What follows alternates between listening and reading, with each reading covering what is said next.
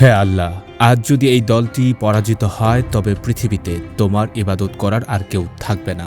আকাশের দিকে দুহাত তুলে আল্লাহর কাছে প্রার্থনা করছিলেন হযরত মুহাম্মদ সাল্লাল্লাহু আলাইহি ওয়াসাল্লাম। রমজান মাস, মরুপ্রান্তরের তপ্ত বাতাস বয়ে যাচ্ছে, চারদিকে নীরবতা, কিন্তু সেই নীরবতার ভেতর লুকিয়ে আছে এক ইতিহাস। সময়টা দ্বিতীয় হিজরির ৬২৪ খ্রিস্টাব্দের ১৭ই রমজান। স্থান বদর প্রান্তর। এই প্রান্তরেই সংঘটিত হয় ইসলামের প্রথম বড় যুদ্ধ, বদর যুদ্ধ। এই যুদ্ধকে পবিত্র কোরআনে সত্য মিথ্যার মধ্যে পার্থক্যকারী যুদ্ধ হিসেবে অভিহিত করা হয়েছে। সে সময় নানা কারণে কুরাইশ নেতাদের রোষানলে পড়ে ইসলাম ধর্মের অনুসারীরা। মক্কায় ইসলাম প্রচার থেকে শুরু করে নতুন শক্তি হিসেবে মুসলিম সমাজ তাদের বাণিজ্য পথ ও প্রভাবের জন্য ঝুঁকি তৈরি করছে, এমনটাই মনে করছিল কুরাইশ নেতারা। এই ব্যাপারগুলো নিয়েই শুরু হয় যুদ্ধ। মদিনা থেকে ছোট্ট একটি দল বের হয়েছিল। দলটির নেতৃত্বে ছিলেন মহানবী মুহাম্মদ।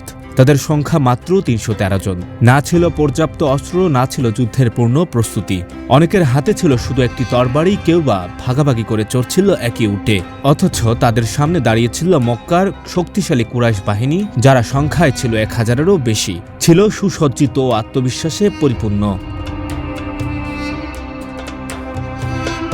রমজান মাস হওয়ায় অনেক সাহাবী তখন রোজা অবস্থায়। তপ্ত বালুর উপর দাঁড়িয়ে তৃষ্ণার্ত বুক নিয়ে তারা প্রস্তুত হচ্ছিল এক অসম লড়াইয়ের জন্য। কিন্তু তাদের হৃদয়ে ছিল অবিচল ঈমান। তারা জানত বিজয় সংখ্যায় নয়, বিজয় আসে আল্লাহর সাহায্যে। যুদ্ধ শুরু হলো ধূলিঝড়ের মাঝে তরবারির ঝলকানি।